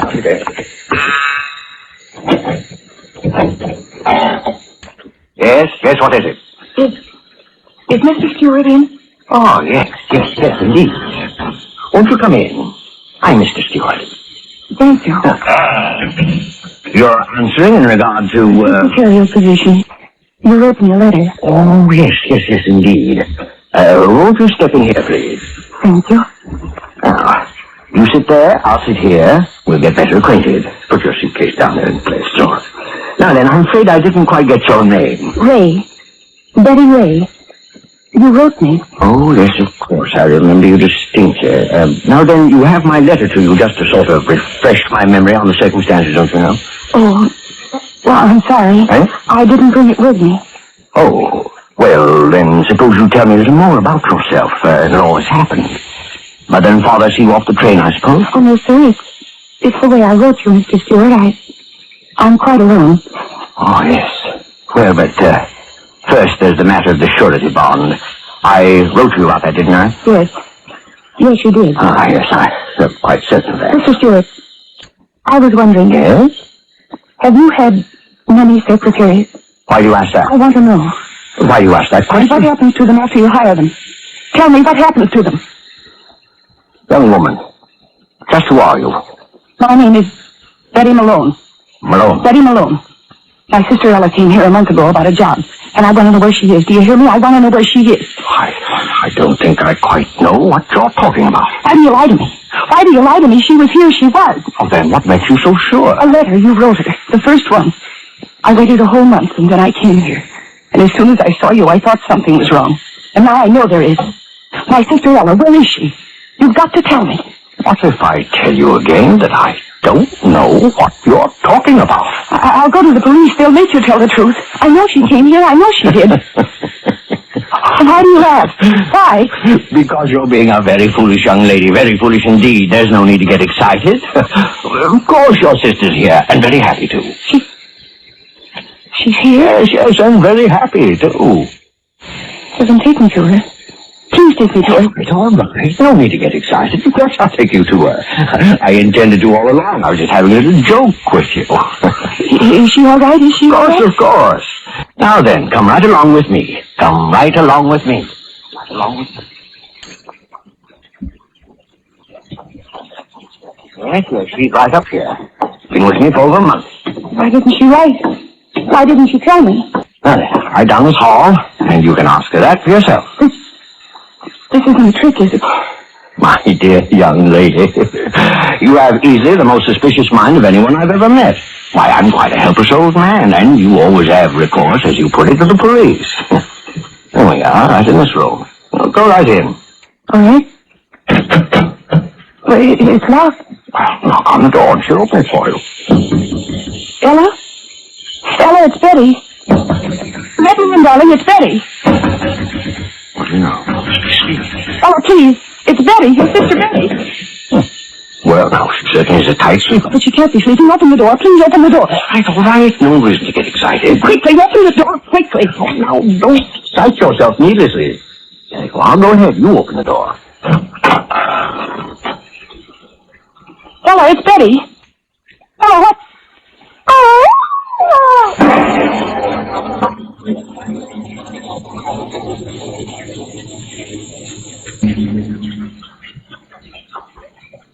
Now then, my dear Betty, we understand each other clearly, don't we? Ella. Dead. Nothing like a complete understanding now, is there? Ella. Dead. Oh, it wasn't so difficult. I shut the door, sealed it, and nature took care of the rest. Ella. Dead. She died quite easily. Much easier than others. Why? You mean, why do I do it? It's a very simple explanation, young woman. This is my business. Yes, my business. Some men make their fortunes in stocks, some bonds, some in business. And this is my business. Why? Why is any business conducted? Profit, my dear. And I've made quite a neat little profit. Oh, yes, and a very safe one, too.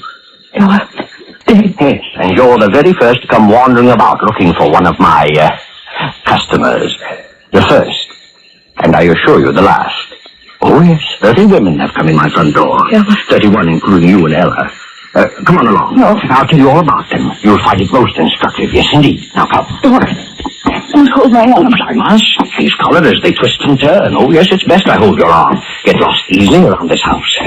My most interesting house. Are you taking me? Yes, there were 30 before you. Most interesting array.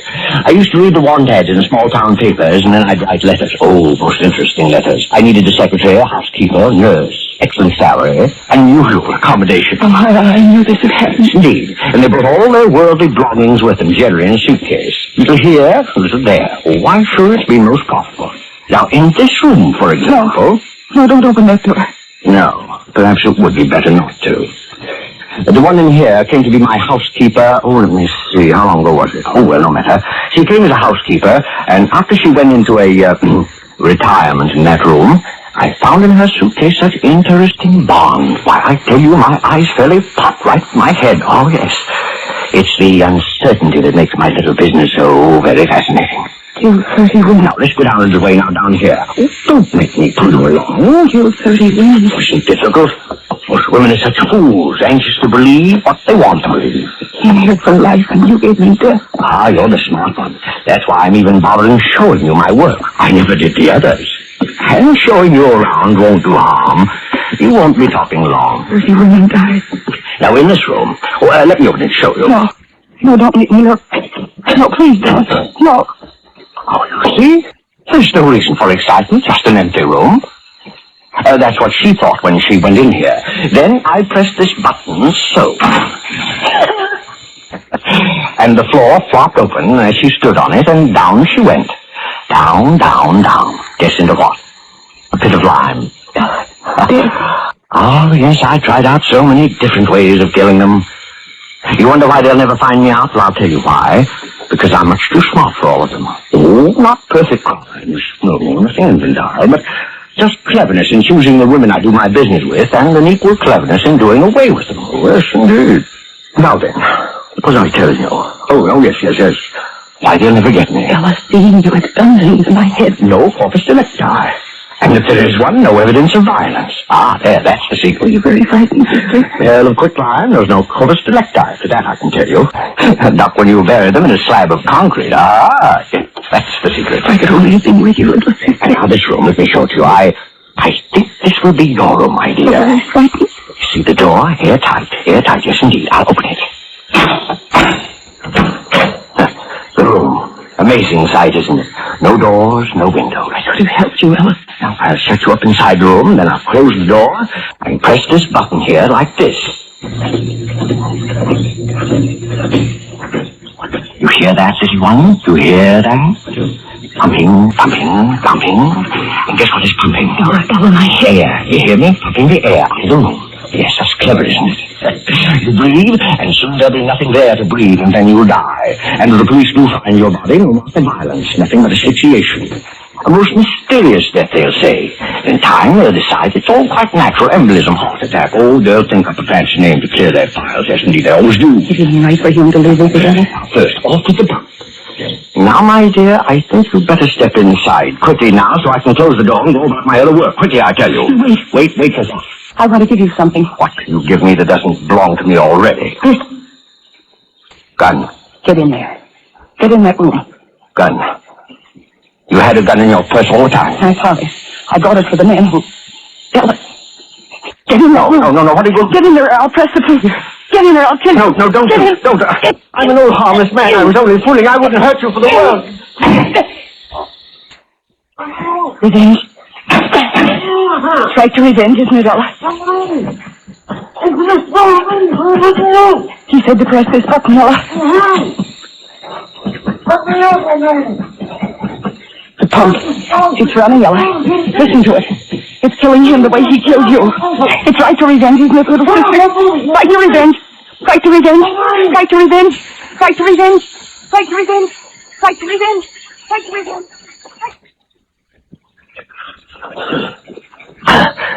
The air is going out. The air.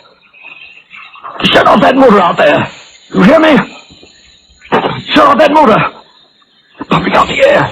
Pumping it out. The pipe. Air going out. I can't reach the pipe.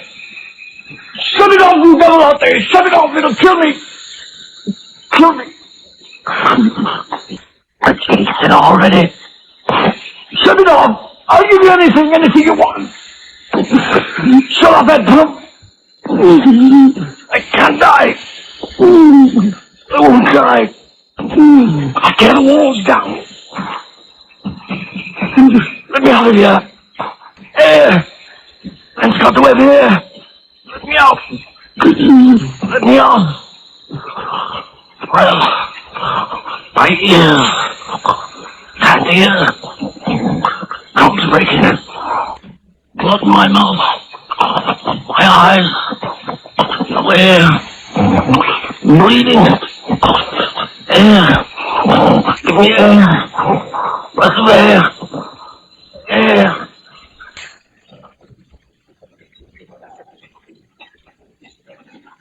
Revenge.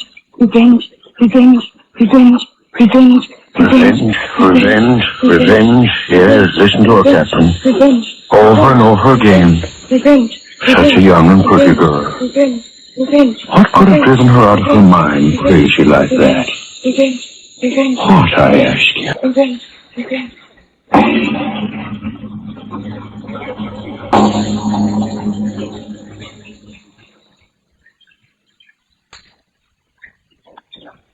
Well, Mr. Obler, and I suppose they all died happily ever after.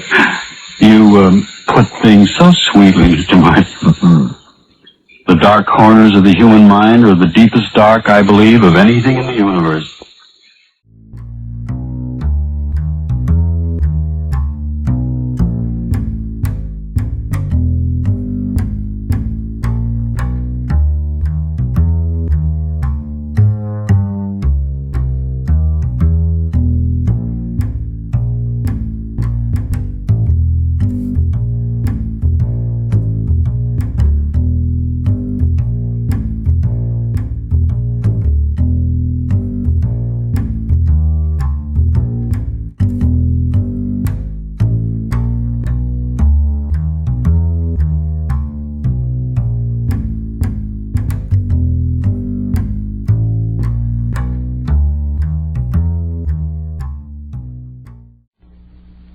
Ironized Yeast presents Lights Out, Everybody.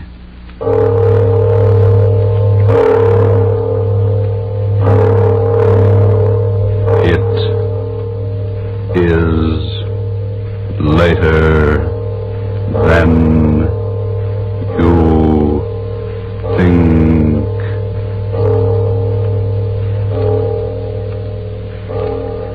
This is Arch Obler bringing you another in our series of stories of the unusual. And once again we caution you, these lights out stories are definitely not for the timid soul. So we tell you calmly and very sincerely, if you frighten easily, turn off your radio now. But if you're fascinated by the mysterious, the fantastic, the unearthly, then anticipate chills in our story of Poltergeist.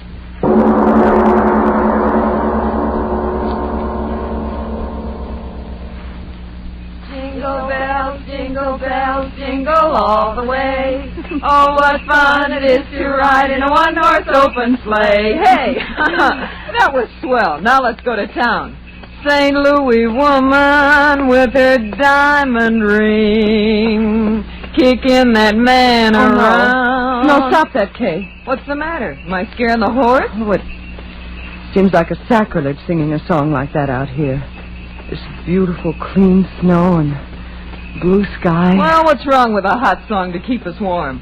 If you think the St. Louis blues is going to dirty up the snow, you ought to hear Frankie and Johnny the way I sing it. Oh, stop it, Kay. You're not funny at all. Why can't you enjoy the fresh air without that cabaret sort of thing? Oh, just an old-fashioned gal, eh, Florence? How about you, Edna? Don't you like my songs either? You haven't said anything for the last 5 minutes. Well, I haven't been listening to you, to tell the truth. I love to watch the snow sort of blow along under the sleigh. When you say that, gal, smile. Gosh, did you ever see more snow in your life? The man at the hotel said it had been snowing on and off up here for 2 weeks. I think coming out here to the country is the best thing we three have done since we started rooming together.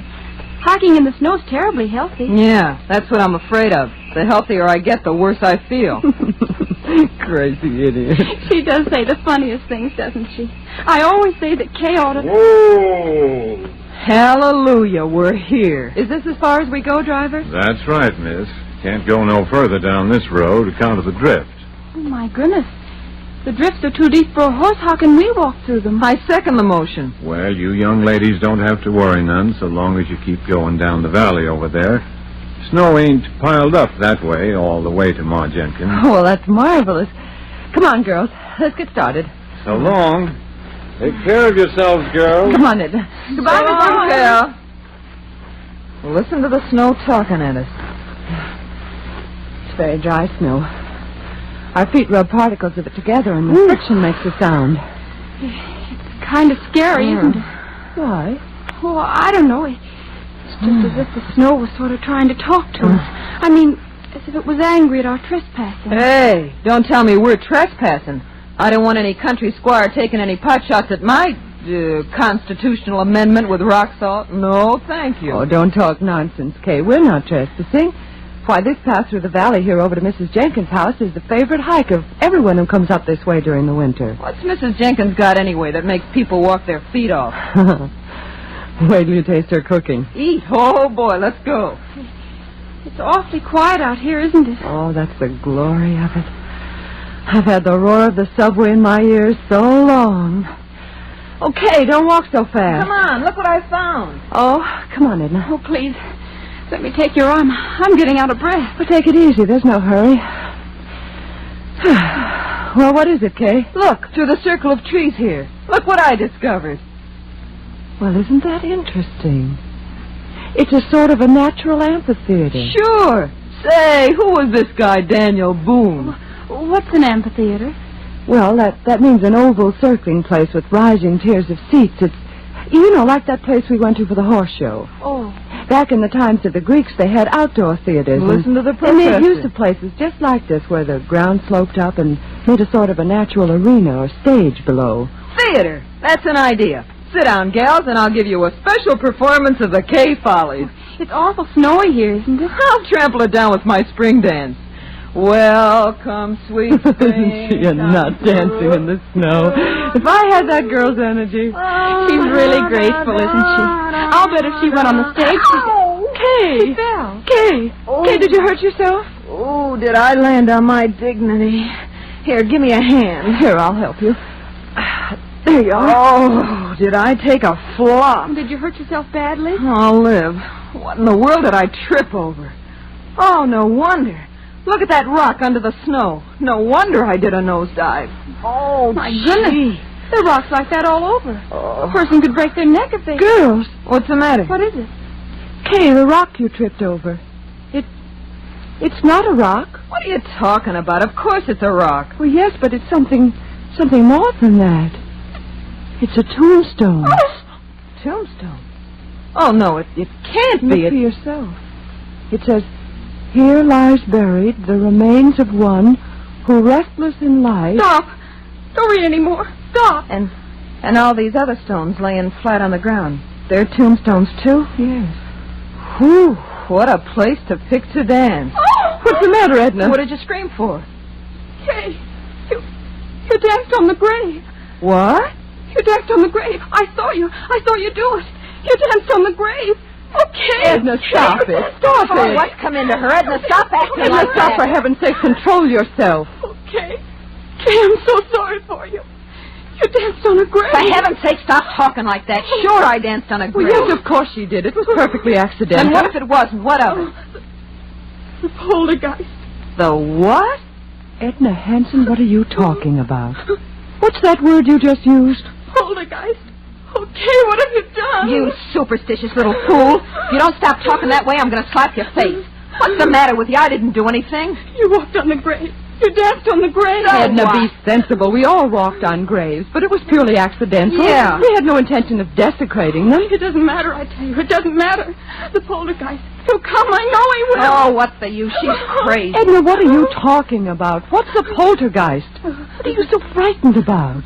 My father, he told me, if you walk on a grave, if you dance on a grave, the poltergeist. Poltergeist what? What is a poltergeist? An evil spirit. It comes out of the grave. It kills. It destroys. It'll kill us. It'll kill us all. Stop it. It throws things Oh, out. please, lay off that. Edna.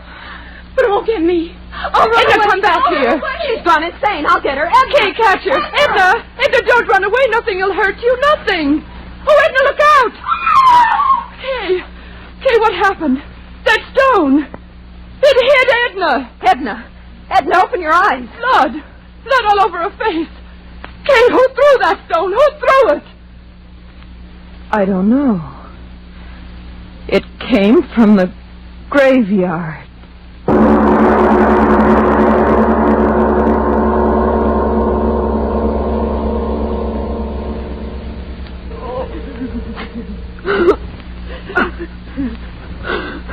Now, girls, take it easy. Take it easy. Oh, Doctor, she won't die. Tell me she won't die. No, of course not. And you're sure that its skull isn't fractured? Oh, absolutely not. Maybe a little concussion, that's all. Well, it's almost 5. Our train. Can we get someone to help us carry her down to the station so we can get her on board? Bored? I'm telling you, that little friend of yours shouldn't be moved out of bed for a week. If you do, well, it might be just too bad. Oh, Flo, what'll we do? You go home, Kay. I'll stay with her. Oh, no, you won't. I'm not leaving you here alone in this godforsaken place. If you stay, I stay too. Kay, please be sensible. Why should we all lose our jobs when you If can... you'll excuse me, you ladies, I've got to be on my way. Oh, yes, of course, Doctor. Is there anything more you can do for Edna, Doctor? Any medicine or something? Nope, I've done all I can do. She's sleeping comfortable now. Miss? Yes, Doctor. The constable's sick, too, you know, and he's sort of depending on me to keep things straight. Now, just how did you say that little friend of yours got hurt? Well, it was just the way we explained, Doctor. That rock came flying and... Yes, I know, but who threw the rock? We don't know. What? That's true, Doctor. We don't know. But somebody threw it. You can't change facts. Somebody threw the rock that cracked her head. For heaven's sakes, old man, you don't think we did it? No, miss, I didn't. Excited. Doctor, you've got to believe us. It happened just the way we said. All at once, that rock came flying through the air from the direction of the graveyard. It struck Edna, and we just didn't see who threw it. All right, if that's your story. Well, you better stay in your rooms here. I mean, you better not be leaving until the constable's on his feet and has a chance to talk with you. I'll be back in a few hours and see how the girl is. He doesn't believe us. What difference does it make? We know what we saw. But what did we see? She was running. She fell. Kay, well, let's not fool ourselves. There was no one there to throw that rock. There must have been. But there wasn't. Stop saying that. Aren't you brave enough to face facts? There wasn't any place for anyone to hide. I saw that stone. It seemed to come down out of the air. So slowly. Florence, if you don't stop talking like that... You remember what Edna said? It throws things. Stop looking at me like that. You're giving me the jitters. She said the poltergeist throws things. Spirit of evil. Florence, Rob, have you gone crazy, too? Why should we laugh at things like that? What right have we got to laugh? How do we know there aren't powers we can't see or understand? Powers of evil that revenge an insult just like an evil man. Kay, how do we know? What are you talking like that for? What are you trying to scare me for? You're supposed to be the most intelligent one of us all. You with your college degrees. Sure, I danced on the grave. But the dead are dead and they can't revenge a thing. I'm not afraid. I'm not afraid of anything. I tell you, it's not... What? It's Edna. Come on. Edna, we're coming to you.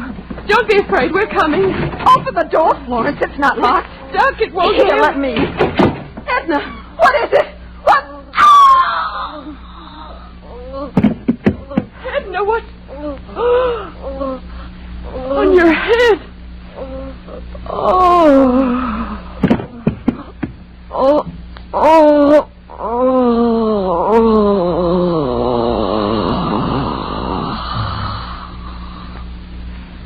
Hey, what's going on here?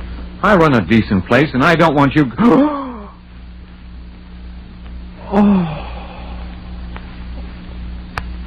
The girl on the bed. Her head. It's crushed flat in by a rock.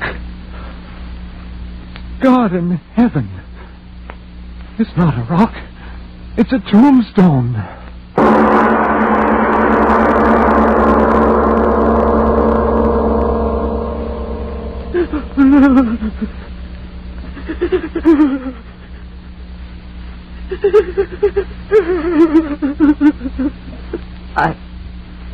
I wish I could cry, but I haven't got any more tears. Oh, Edna. Edna. Florence, darling, please. You'll kill yourself if you keep on like that. Oh, if this horrible night would only end. It was my fault. Mine. I was the one who got her out here. She didn't want to go. She hates the country. But I made her come. I made her. No. No, you're not the one to blame. I am. I danced on the grave. But she was so good. So sweet. Oh, why does it have to be Edna? Why? You're right. It wasn't right for it to be her, was it? No. I did it, not her. I did it. I danced on the grave. I danced on the grave. You can't deny what you see with your own eyes. But I tell you, Doc, nobody could have carried that tombstone up the steps without me seeing him, could they? But there it is, ain't it? Yeah. There it is. Either somebody's playing a terrible joke, or... You don't have to say it, Doc. I know. That's just the trouble. You don't know, and I don't know, and nobody knows. Yeah. And that tombstone. Well, what about the tombstone? I ain't quite sure, but that's a tombstone out of the old burying grounds up at the bend. You're crazy. No, I ain't either. Well, that place is a good 3 miles from here. Yeah. I know. Who could have carted a heavy stone like that for 3 miles? Yeah. Who? Stop looking like that, you flap-eared old fool. Human hands carried that stone in here and killed that girl? Sure. Yeah, the constable will find out who did it the minute he's on his feet again. You wait and see. No, he won't, Doc. You're smarter than me and all that, but this time you're wrong. There ain't nobody that takes in breath and leaves out breath like you and me, or the constable's going to find out who killed that girl. You know that, Doc. Oh, stop talking. I wish the constable was here and this night was over. It's been a terrible night. Terrible.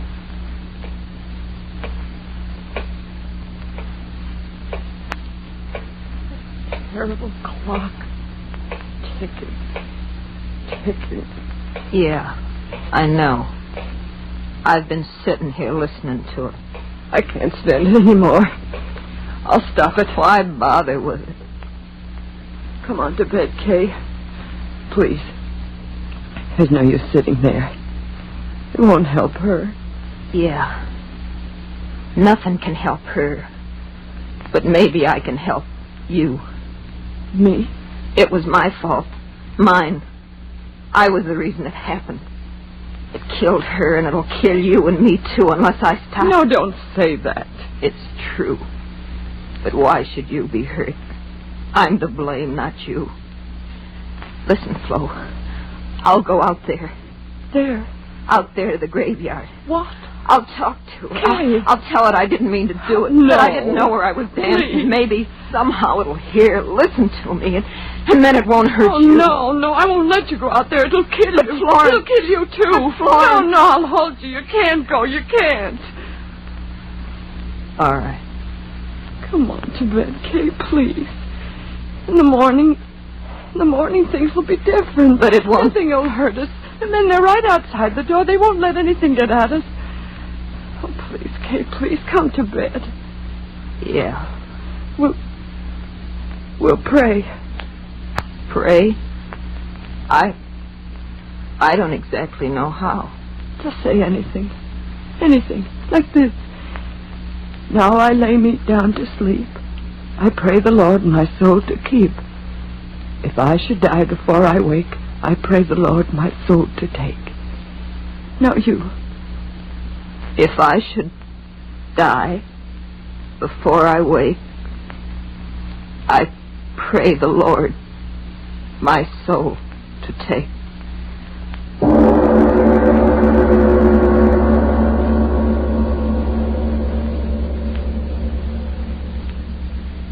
Kay? Kay, are you asleep?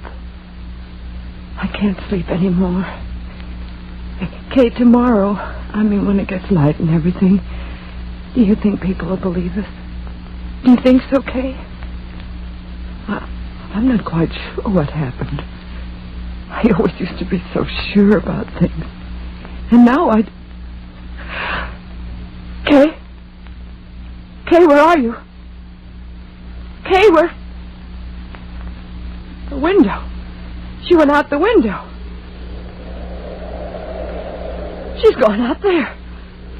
To the graveyard. To talk to it. Oh, Kay, why did you go? Why did you go? I'll go out there, too. Oh, she'll be so frightened out there alone. I'll go, too. I'll go, too. Oh, so cold. My hands. Nose so sharp. Cutting my legs. Oh, why did you go out there, Kay? Why did you? I've got to find you. The wind. Oh, why doesn't the wind stop? Blow, blow, thou winter wind. Though I'm not so unkind as...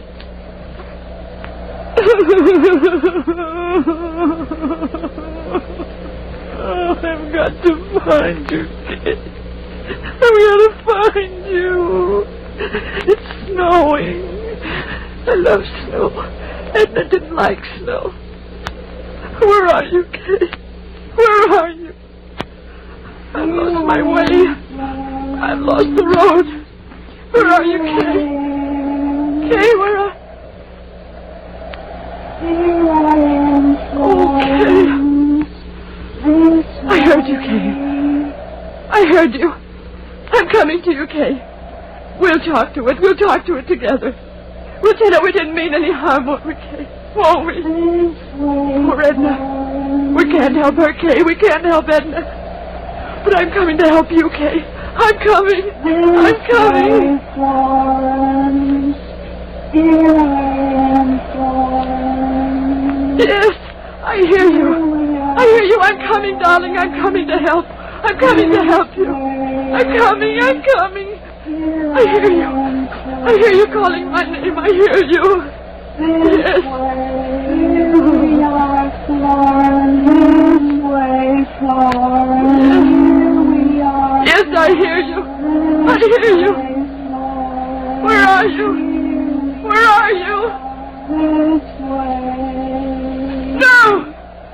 No!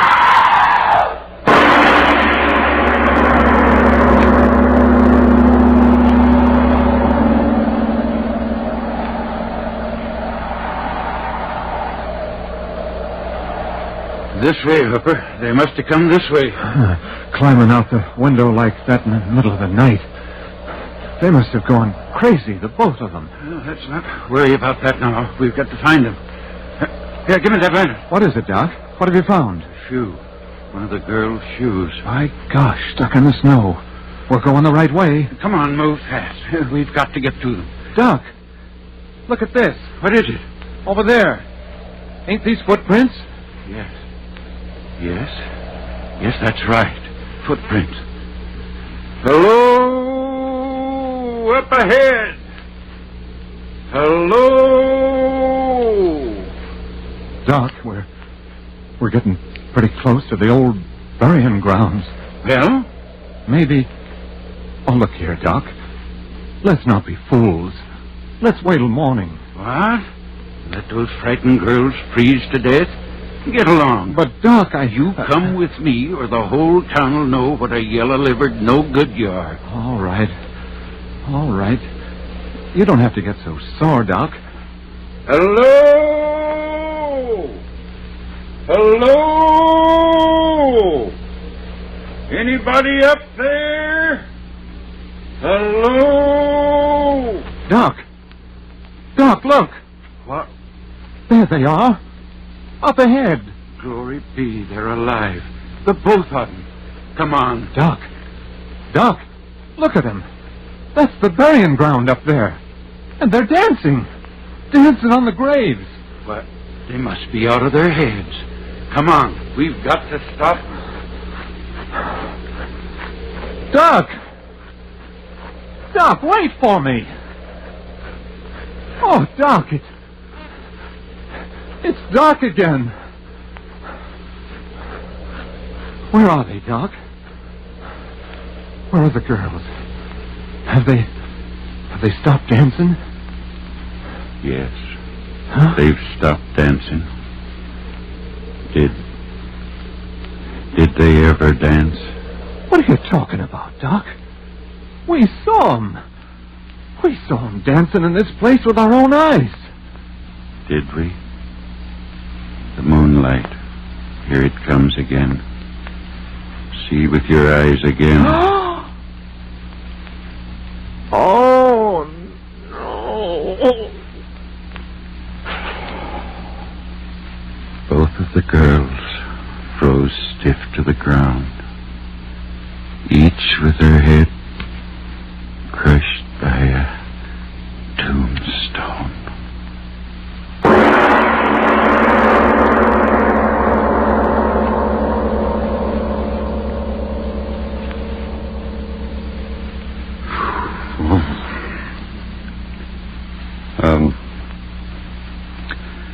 Strobler, would you mind telling us, me, whether there actually are such things as poltergeists?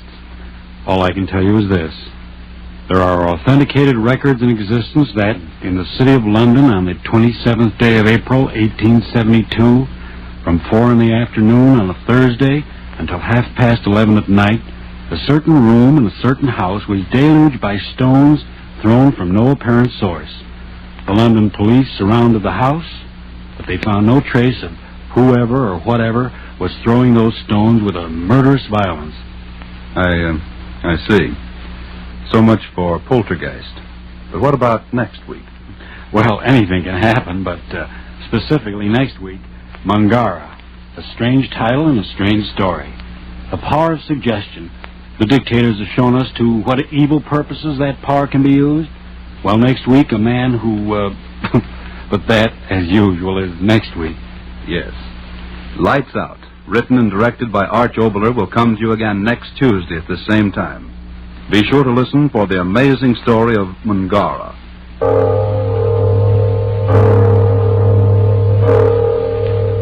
It is later than you think.